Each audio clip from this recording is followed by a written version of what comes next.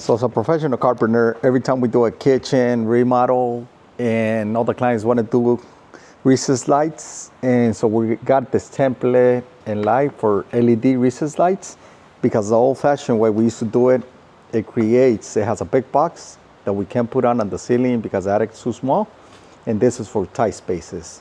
All we need to do is, it has some clips that they clip on. It has a low voltage converter that is really small.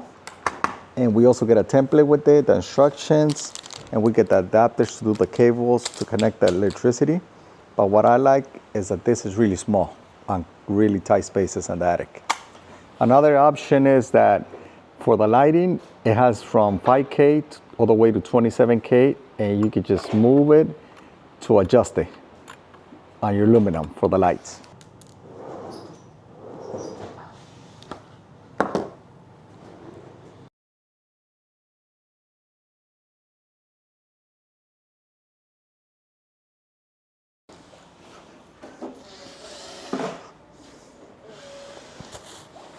So we already connected everything for the light, and we're gonna start from 5K all the way to 27 one by one to see the different aluminums.